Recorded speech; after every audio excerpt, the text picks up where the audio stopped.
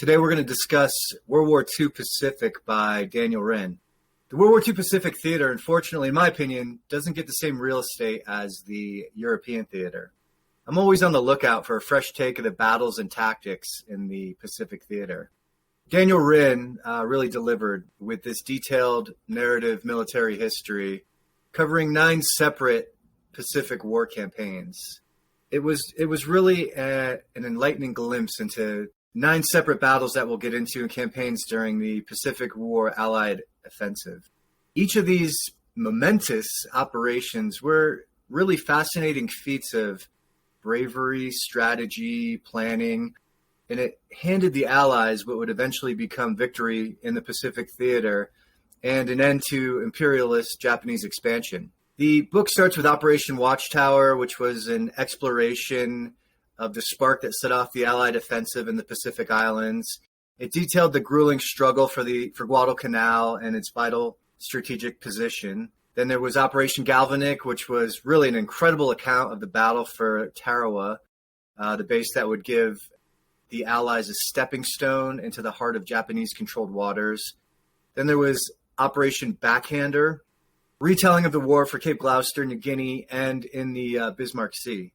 Followed up with that is the Battle of Saipan, where the Marines stormed the beaches with the goal of capturing that crucial airbase where the U.S. could launch its new B-29 long-range bombers directly at the Japanese home islands.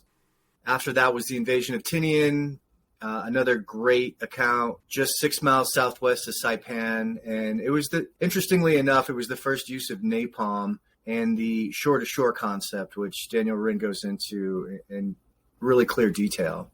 After that, it was the recapture of Guam, which was another gripping narrative about the liberation of the Japanese-held island of Guam, captured by the Japanese first in 1941 after they bombed Pearl Harbor. Then there was Operation Stalemate, where the Marines landed on the island of Peleliu, one of the Palau Islands in the Pacific, as part of a larger operation to provide support for MacArthur, who was at that time preparing to invade the Philippines. That's followed up by Operation Detachment, which is Iwo Jima, one of the biggest offensives in World War II, where the Marines were tasked with capturing airfields on the island so they could use the P-51 fighters. And the book ends with Operation Iceberg, which was the invasion and ultimate victory of Okinawa, the largest amphibious assault in the Pacific theater, also one of the bloodiest battles in the Pacific, lasting 98 days. It was vicious. You know, this is a big book, and this isn't for the faint of heart or the casual reader. There's so much military history packed into this book. Daniel Wrinn has a great eye for detail, and he blends his first-person narrative into a really compelling and accurate retelling of this fascinating time in world history. His book really examines the Pacific theater in a completely new light during this period of dramatic and rapid transformation.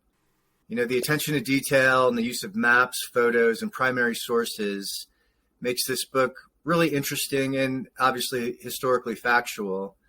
His succinct writing style about the specific battles really draws out the military tactics and movements and examines different and unique perspectives during the war.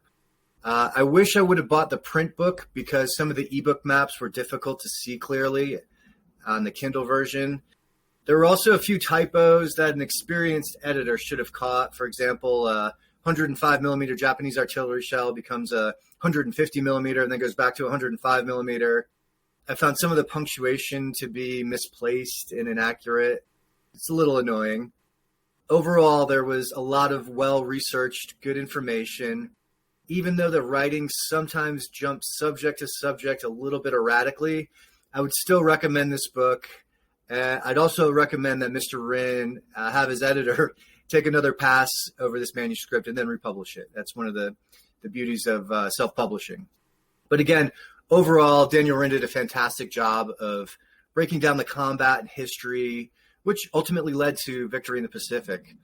Now, this book is really going to appeal to World War II fanatics, those who would normally find this type of material dry. This book, in my opinion, has the details that a real war buff craves. who fought there, where they were, the why, the when, the specific maneuvers. It also examines how the Allies and the Japanese were affected. And he treats the Imperial Japanese Army and the Allies in a very fair light. So I didn't really read too much bias into one way or the other. Again, this book will satisfy anyone with a genuine desire to understand the strategies and tactics involved in the before, during, and after of the 9 battles scrutinized in this book. There's also a good amount of information on the daily life of the Marine and Japanese soldier. So basically, if you're someone who enjoys reading about how the World War II Pacific was fought, then this book's for you. I hope you enjoyed that review. Please buy it from my affiliate link just below in the description. From legendsofhistory.org, I'm Griffin, and thanks for listening.